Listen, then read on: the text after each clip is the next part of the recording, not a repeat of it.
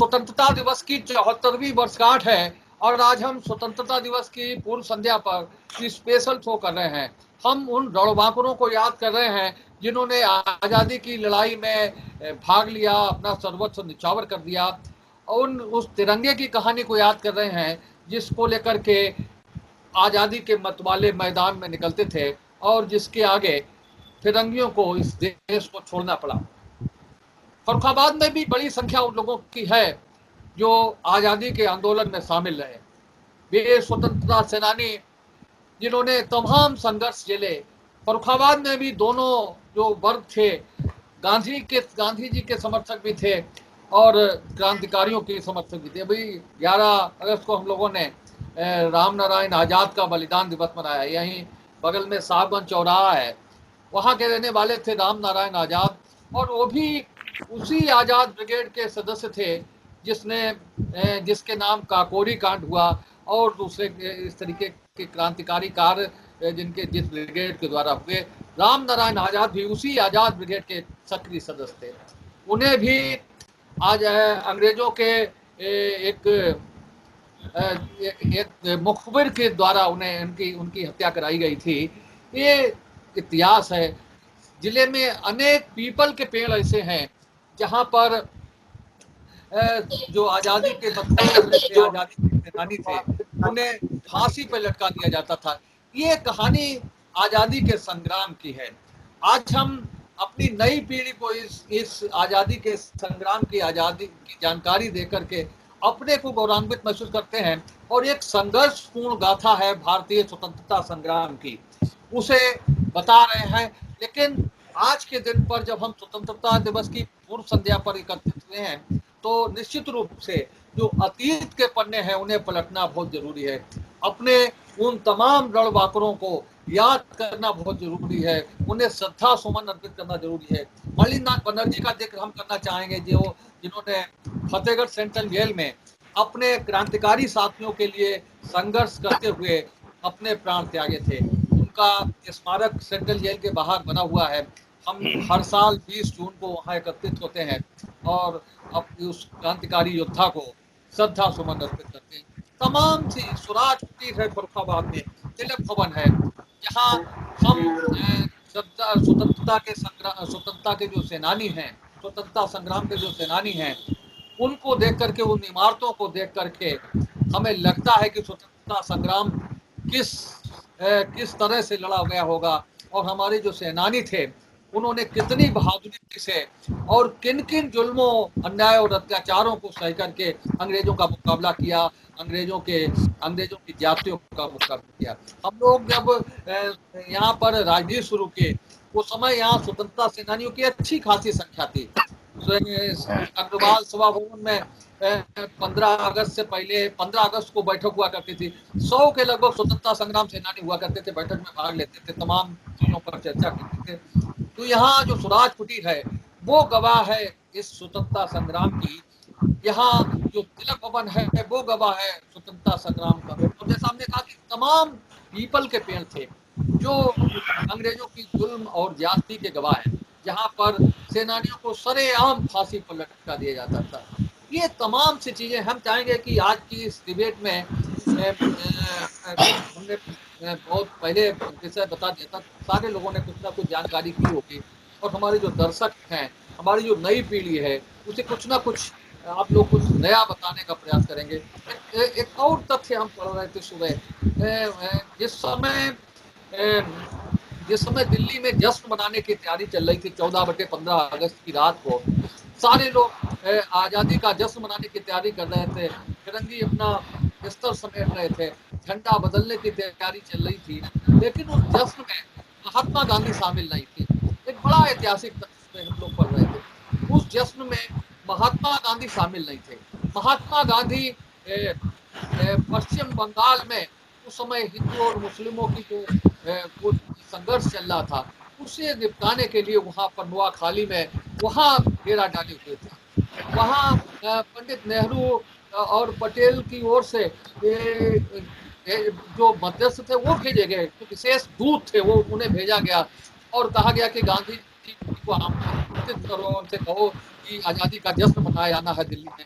गांधी जी ने बड़ी विनम्रता के साथ उन नेहरू और पटेल के उन जो दूत गए थे उन्हें विनम्रता के साथ वापस कर दिया और कहा कि मेरा अभी यहाँ बंगाल में खाली तो महात्मा गांधी की आलोचना हो या लेकिन महात्मा गांधी ने जो इतिहास लिखा, जो आदर्श प्रस्तुत किए, वो बापू बापू है, वो गांधी गांधी है।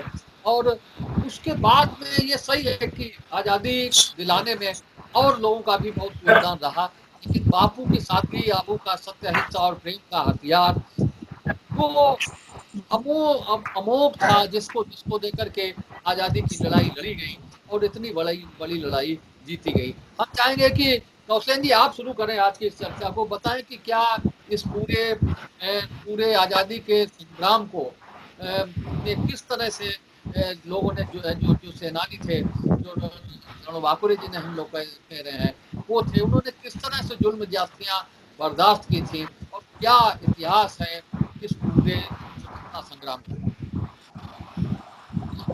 हरी शेखर जी, ये जो आजादी का जश्न हम लोग मनाने जा रहे हैं, इस आजादी में हमारे भारत के तमाम उन महान सपूतों की कुर्बानियां शामिल हैं और उस आजादी में फर्रुखाबाद भी अहम रोल में रहा। जैसा कि आपने बताया है, स्वराज कुटीर और अग्रवाल सभा भवन ये आजादी की बैठकों के गवाह हैं। फर्रुखाबाद ऐसा ऐतिहासिक स्थान है जहां आजादी के लिए महात्मा गांधी भी बैठक में आए थे। पंडित जवाहरलाल नेहरू भी फर्रुखाबाद आए। फर्रुखाबाद के लोगों का भी बढ़ चढ़कर योगदान रहा है। ये भी बात सही है जो आपने कहा कि कई ऐसे स्थान है जहां हमारे देश के लाल जिन्हें फांसी चढ़ाया गया और उनकी कुर्बानियां हम लोग भुला नहीं सकते। ये लड़ाई महात्मा गांधी के नेतृत्व में, पंडित जवाहरलाल नेहरू के नेतृत्व में, सरदार वल्लभ भाई पटेल के नेतृत्व में लड़ी गई। और वहीं हमारी एक दूसरी भी लड़ाई की विंग थी जो सुभाष चंद्र बोस के नक्श कदम पर चलने वाली थी, आजाद हिंद फौज। उसका भी बहुत सराहनीय योगदान है।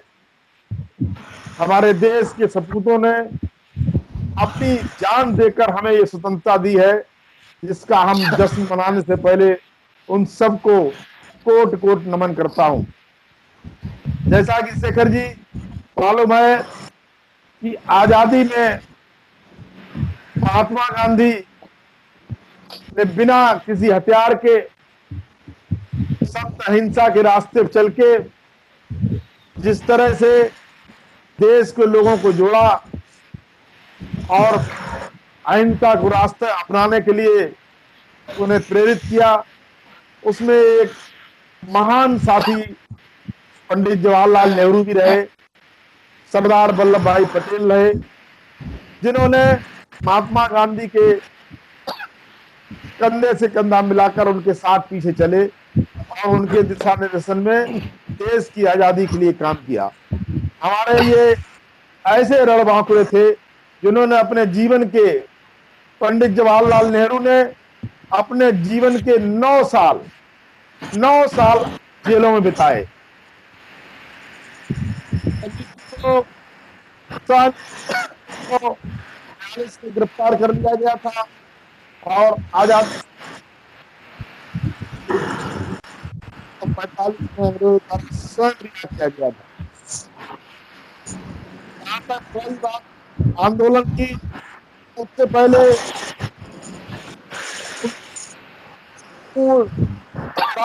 आंदोलन की गई पंडित जवाहरलाल नेहरू के नेतृत्व, वल्लभ भाई पटेल के नेतृत्व में, और जिसके मुख्य नायक हैं महात्मा गांधी जी। आगे बढ़ी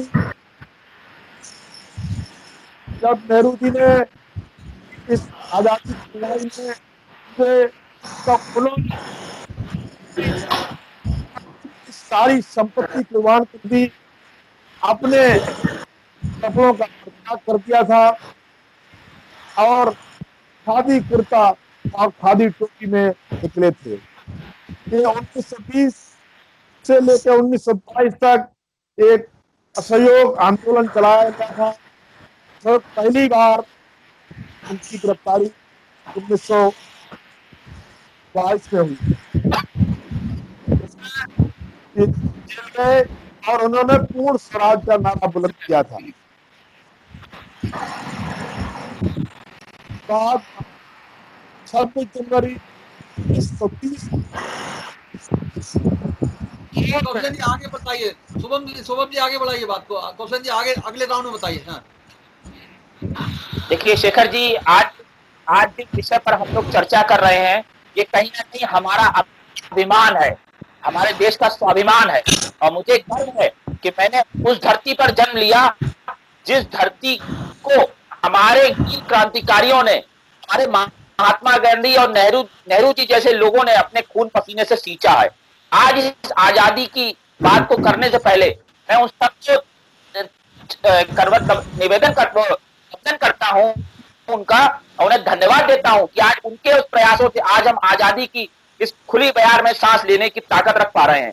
मैं अपनी बात के साथ उन शहीदों को भी, उन क्रांतिकारियों का भी नाम करना चाहूंगा जिनका कहीं ना कहीं यहाँ पर जिक्र होना चाहिए और नई पीढ़ी उनके बारे में, उनकी विचारधारा को समझना चाहिए। वो दौर, जिस दौर अंग्रेजी हुकूमत राज्यों पर अतिक्रमण कर रही थी, ये गांधी जी के इस आंदोलन से पहले का दौर था।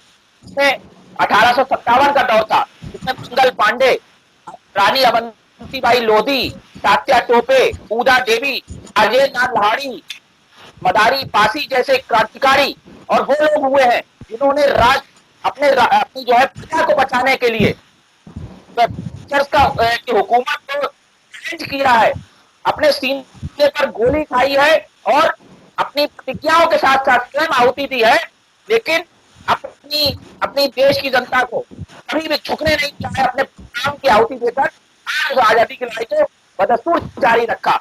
उसके बाद का दौर आया जब महात्मा गांधी ने आंदोलन आंदोलन शुरू किया, जो एक ऐसा संस्कार जिस समय पूरी देश की जनता महात्मा गांधी के पर और महात्मा गांधी के संघर्षों के साथ रही थी और लगातार काम कर रही थी। उस समय शुरुआत हुई थी सविनय अवज्ञा आंदोलन की, जिसमें सबसे पहले दांडी मार्च निकाला गया था गांधी जी द्वारा। और 6 मार्च 1930 तक जब गांधी पहुंचकर आ गया था तो हिंदुस्तान रखा था। गांधी जी ने अपनी जो मर्यादा के अंतर्गत गांधी कानून तोड़ा। उसके बाद स्वतंत्रता आंदोलन की जड़ों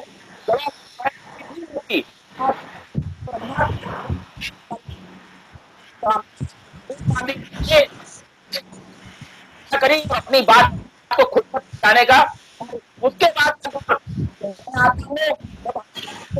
सिंह हमारे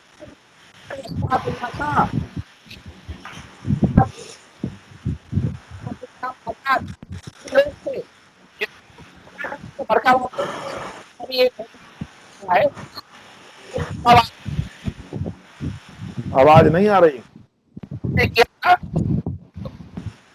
एक बड़ा योगदान रहा है। विजय कटियार जी बोल रहा है ये बात।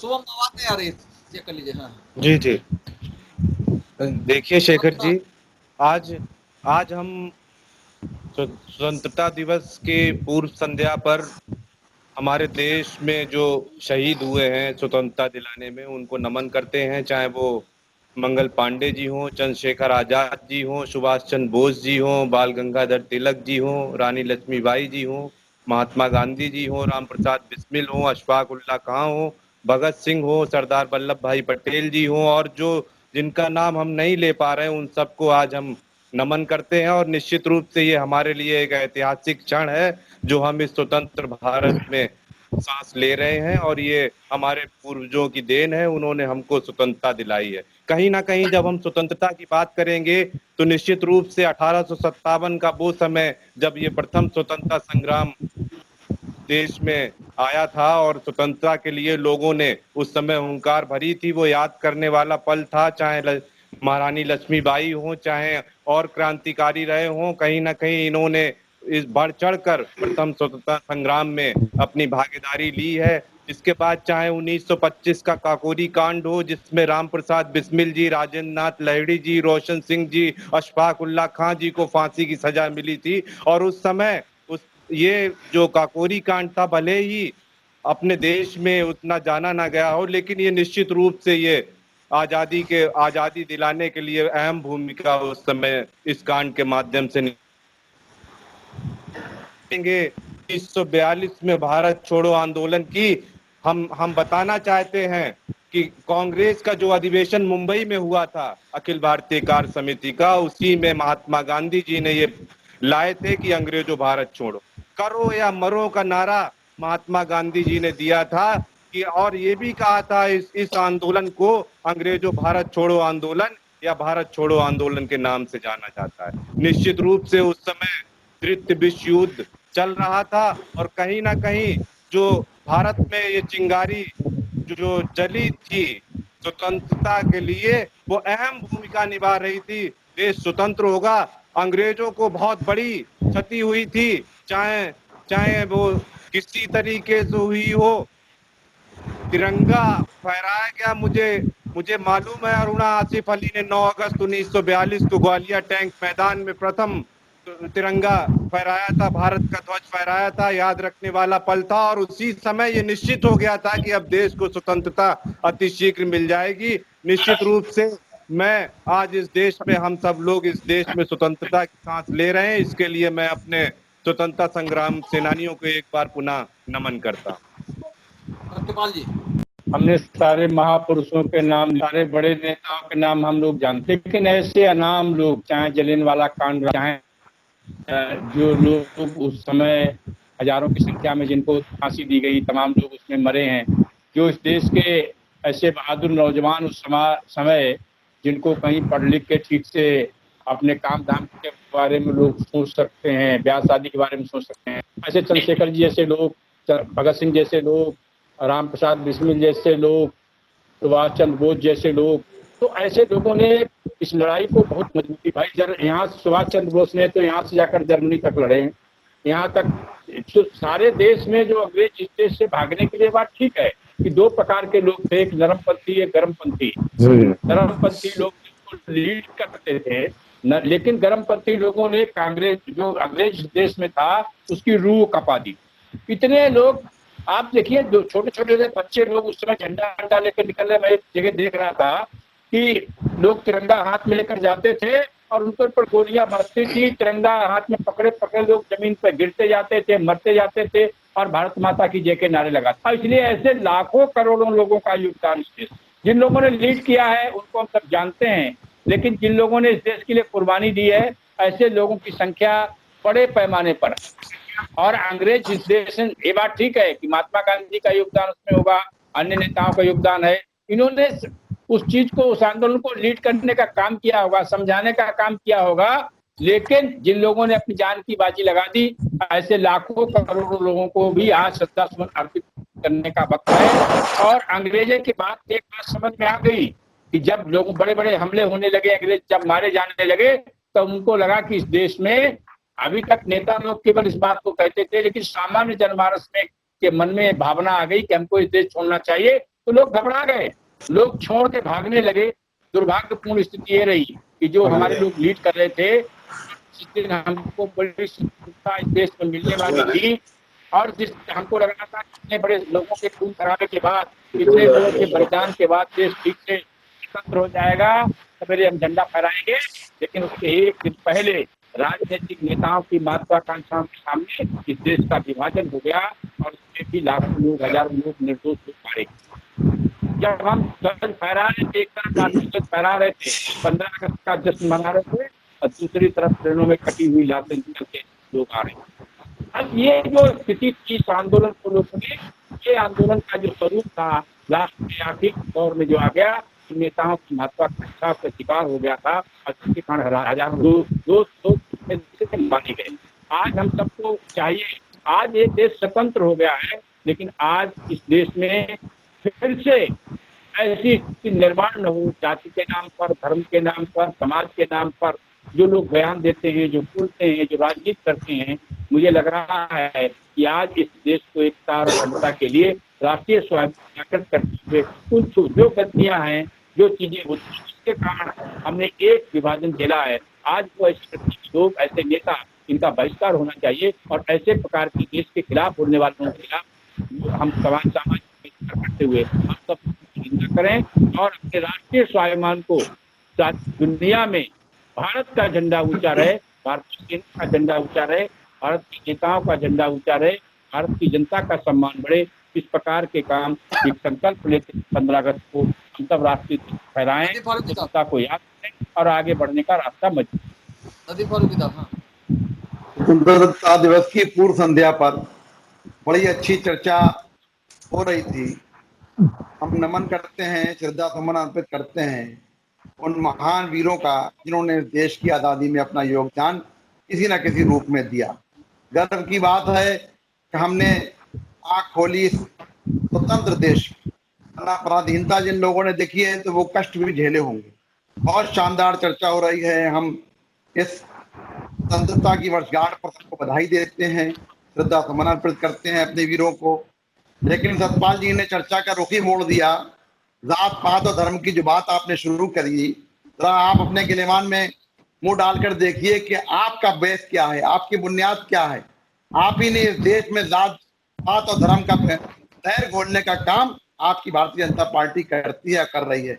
और आपका जो आधार खड़ा है, जो सरकारें आपकी खड़ी हैं, वो तमाम दंगों का परिणाम है, तमाम विध्वंसकारी चीजों का परिणाम है, तमाम जात पात और धर्म की नफरत की जो आपने दीवारें खड़ी करी है। भाजपा नहीं की जब आपने धर्म के नाम पे बांटा है, हम उसका भी बता रहे हैं। लेकिन इस देश को आजाद कराने में अग्रणी भूमिका निभाने वाले महात्मा गांधी की हत्या किसने की, जिसको आप आज महिमा मंडित कर रहे हैं। नाथूराम गोडसे को महिमा मंडित करने का काम आप भी कर रहे हैं। गर्व, बड़े अफसोस की बात है कि ऐसे व्यक्ति को आप आज सम्मानित बनाए हुए हैं जिसने एक शांति के दूत। पार्टी का नाम लीजिए जो कर रहे हैं। आप पार्टी नहीं जानते हो नाथूराम गोडसे तो कौन से लोग पूछते हैं? तो सावरकर जी की अलग पार्टी है, नाथूराम गोडसे को पूछते हैं, भाजपा नहीं पूछती है। आपसे संबंधित है, ये आरएसएस के ही संबंध से संबंधित है और आपकी बुनियाद आरएसएस है। और आप जो कह रहे हैं कि सब नहीं थी, आप 51 में आप अस्तित्व में आ गए थे जनसंघ के रूप में नहीं थे, इसलिए आप सही बोली से नहीं थे भाई। आप पहले जानकारी करिए आप हम थे सावरकर जी जो नहीं थे। योगदान है आपका कोई योगदान भी नहीं रहा है। आप आज स्वतंत्रता दिवस पर इन वीरों को याद करने के वालों जिन्होंने देश की आजादी की लड़ाई लड़ी, उनको याद करने की जगह आज सरकार में बैठे हुए लोग अपने आप को महिमा मंडित करने में लगे हुए। वो ये प्रयास कर रहे हैं कि उनका कद उन लोगों से, स्वतंत्रता सेनानियों से बड़ा दिखाई दे। ये शर्म की बात है। हमें एकजुट होकर इस देश में स्वतंत्रता दिवस को मनाना चाहिए और हमें अपने राष्ट्र को मजबूत करना चाहिए। यही संकल्प हमारा 15 अगस्त की पूर्व संध्या पर है और हम कल यही संकल्प लेंगे और आशा करते हैं सरकार में बैठे हुए लोगों को कि वो अपनी पार्टी से ज्यादा अब वो चिंता करें इस देश और राष्ट्र की। बोलिए सुबह। हाँ बोलिए। सतपाल सिंह जी ने बात कही, मैंने उनकी बात गंभीरता से सुनी और मैं करबद्ध निवेदन करते हुए एक बात सौंपना चाहूंगा अपनी कि माननीय, सबसे पहले तो मैं ये जानना चाहता हूं कि आपने विभाजन पर एक टिप्पणी करी। मैंने भी इतिहास की कुछ किताबें पढ़ी हैं जिनमें विभाजन के वक्त जो सलाहकार और बातचीत हुई थी उसमें सावरकर जी का नाम पहले आया था कि सावरकर जी की ये बड़ी सोच थी, उनका प्रयास था कि देश का विभाजन हो जाए। पहली बात, आज आपने विभाजन पर टिप्पणी करी, मैंने उसका जवाब दिया। दूसरी बात मान्यवर, मैं पूछना चाहता हूं कि भारतीय जनता पार्टी जिस तरीके से आप जिन क्रांतिकारियों की बात कर रहे हैं, मैं बिल्कुल सहर्ष स्वीकार करता हूं। उन क्रांतिकारियों ने देश में उन युवाओं को दिशा दी जो युवा कहीं ना कहीं कुंठित और व्यथित होकर बैठे हुए थे आजादी के दौरान, वो उन क्रांतिकारियों के साथ जुड़े। लेकिन आपको एक भी क्रांतिकारी का बयान ऐसा नहीं मिलेगा जो आज भारतीय जनता पार्टी के लोगों का है कि किसी भी क्रांतिकारी ने महात्मा गांधी या नेहरू जी का अपमान किया हो या उनके आंदोलन को लेकर कभी भी कोई सवाल उठाए हो। हर क्रांतिकारी जो आंदोलन से जुड़ा उसने पहले गांधी जी के साथ ही जुड़ा, उन्हीं के असहयोग आंदोलन के साथ जुड़ा, उसी के बाद उसने अपनी दिशा एक नई तय करी है। तो कृपया गांधी जी को लेकर और क्रांतिकारियों को लेकर मतभेद देश की जनता के बीच में पैदा ना करें। तीसरी बड़ी बात जो मैं ये कहना चाहूंगा आपसे, क्या भारतीय जनता पार्टी का एक भी व्यक्ति आप बता सकते हैं जो आजादी के आंदोलन में कहीं शहीद हुआ हो, या उसे फांसी हुई हो, या उसने किसी तरीके का किसी आंदोलन में सहयोग किया हो? तो मान्यवर, इस चर्चा को अगर राजनीतिक रूप बना देते तो कैसे बेहतर होता? राजनीतिक पार्टी थी, कांग्रेस के विभाजन के डॉक्टर हेडगेवार जो कांग्रेस की नहीं है, नहीं मालूम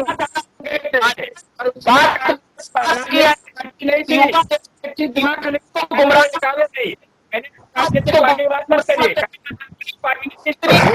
देश के बनी है, भारतीय जनता की ताकत नहीं है, सारे गायब कर दें।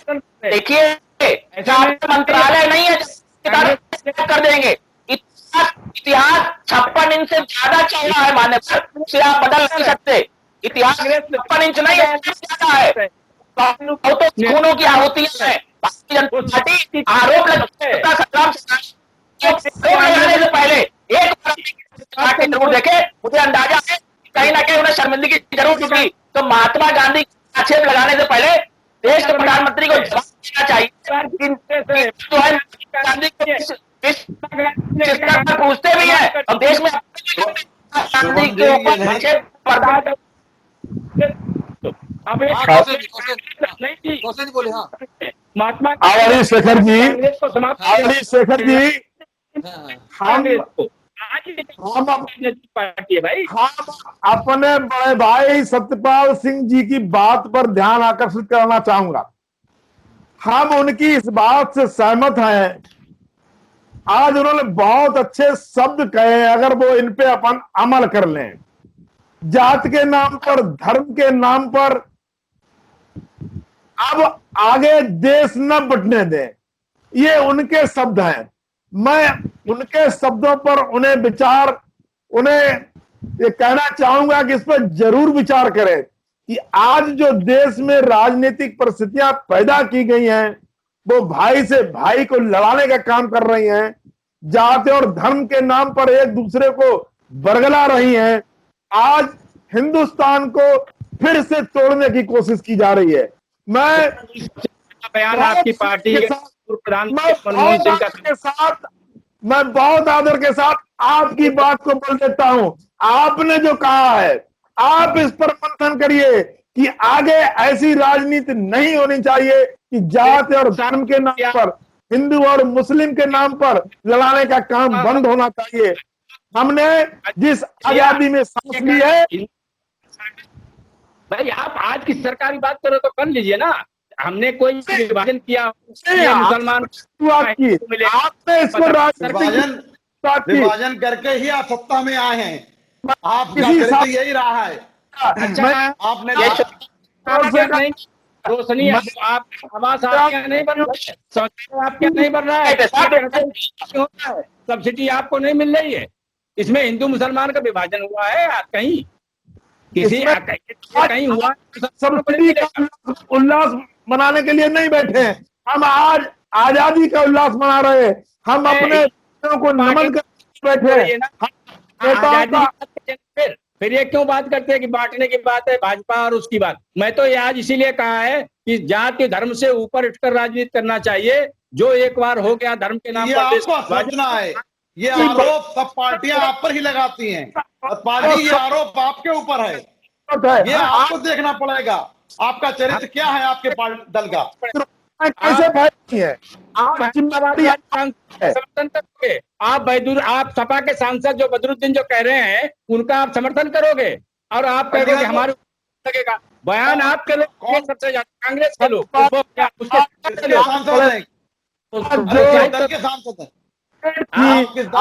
की बात कर रहे हैं। कसम लाने के लिए बैठे हम अपने सपा के नहीं है क्या? कि जिस तरफ आपने की बात कर रहे हैं। बोलो। हाँ, निश्चित रूप से हमारा आज ये निवेदन है आदरणीय सत्यपाल सिंह जी से, जो जाति और धर्म की बात की है आज स्वतंत्रता दिवस की पूर्व संध्या पर। मेरा मानना आज ये बात नहीं होनी चाहिए। आज हमें लोगों को ये संदेश देना चाहिए कि हमने स्वतंत्रता कैसे प्राप्त की और इस स्वतंत्रता में हमारे हमारे लोग जो शहीद हुए हैं उनके बारे में हमें अपनी बात को रखना था।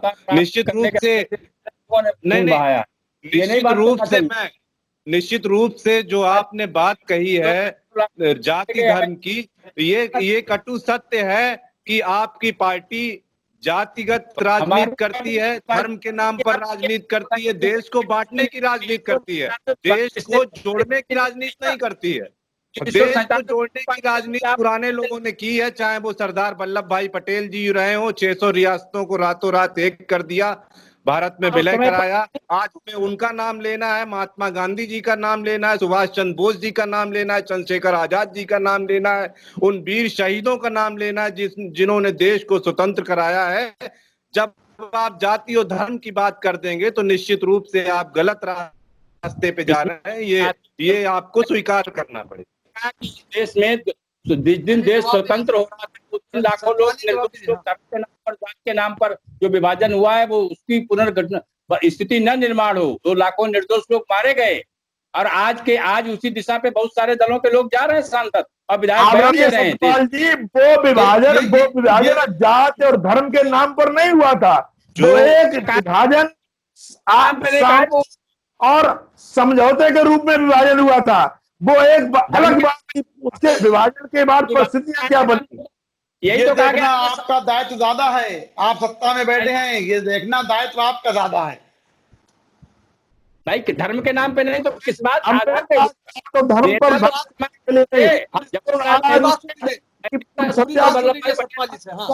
बनाने के लिए, अपने वीर नौजवानों को याद करने के लिए, और महात्मा गांधी, पंडित जवाहरलाल नेहरू और सरदार वल्लभ भाई पटेल और बिस्मिल्लाह साहब की कुर्बानियों को याद करने के लिए बैठे हैं। वो बात अलग है कि जिसने अगुवाई की वो सत्ता में भी पहले आया। जो लोग आज सत्ता में है, कहीं न कहीं उस आजादी की लड़ाई में उन लोगों ने बहुत बड़ी देश के खिलाफ काम किया था और अंग्रेजों से उसने एक किया था।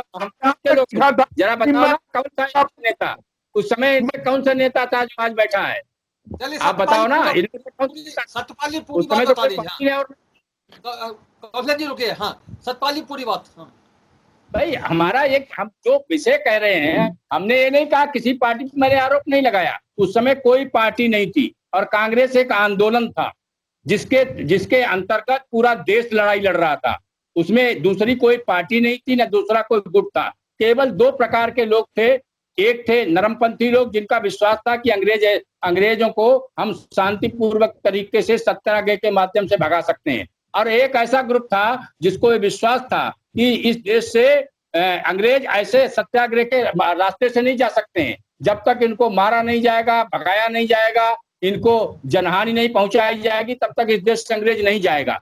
तो उस समय कोई पार्टी नहीं थी।